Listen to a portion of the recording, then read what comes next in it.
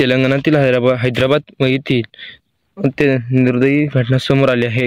रंगारेड्डी जिल्ह्यातील एका निवृत्त लष्करी जवानाने आपल्या पत्नीची हत्या करून त्याचा मृतदेहाचे तुकडे केले आहे आणि नंतर ते प्रेशर कुकरमध्ये शिजवून तलावात टाकण्याचे कबूल केले आहे। दरम्यान महिलेच्या आई-वडिलांनी त्याच्या बेपत्ता मुलीचा शोध घ्यायला सुरुवात केल्यानंतर हा गुन्हा उघडकीस आला आहे।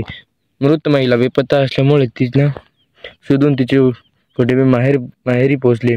त्यावेळी आरोपीने भांडण झाल्यामुळे पत्नी घरातून निघून गेली असल्याचे सांगितले। त्यानंतर आरोपी पत्नी बेपत्ता झाल्याची तक्रार दाखल करण्यासाठी शेजारच्या लोकांबरोबर पोलीस ठाण्यात गेला होता।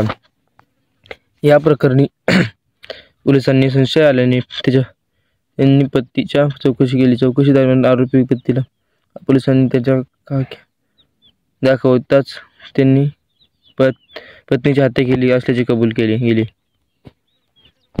या प्रकरणी पोलिसांनी आरोपीची चौकशी केली असता त्याने सांगितले की आम्हा दोघांमध्ये वारंवार भांडणे होत होती। 15 जानेवारी रोजी ही आमच्यात भांडणं झाली आणि त्यानंतर रागाच्या भरात पत्नी माधवीची हत्या केली। दुसऱ्या दिवशी मृतदेहाचे तुकडे केले आणि कुकरमध्ये शिजवले। नंतर हाडे उसळाने बारीक करून मृतदेहाचे तुकडे तलावात फेकले। पोलिसांकडून मिळालेल्या माहितीनुसार ही घटना हैदराबादच्या रंगारेड्डी जिल्ह्यातील पीरपेट भागात घडली आहे। या हत्येतील आरोपी पती हा निवृत्त लष्करी जवान असून त्याची सर्वोच्च निवृत्ती घेतली होती।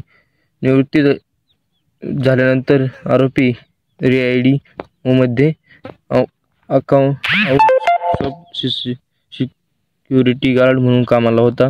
त्याचे आणि मृत महिलेचे 13 वर्षापूर्वी लग्न झाले होते। त्यांना 2 मुले आहेत। दरम्यान आरोपीने 15 जानेवारी रोजी पत्नीशी झालेल्या भांडणात तर तिची हत्या केली आणि 16 जानेवारी मृतदेहाची विल्हेवाट लावली। त्यानंतर 18 जानेवारी रोजी ही क्रूर घटना उघडकीस आली होती। दरम्यान बुधवारी रात्रीपर्यंत पिरमिड येथील तलावात पीडितेच्या मृतदेहाचे कोणतेही अवशेष पोलिसांना सापडले नव्हते। त्यामुळे यासाठी पोलिसांनी क्लूज आणि पथक तैनात केले असल्याचे एका पोलीस अधिकाऱ्याने सांगितले।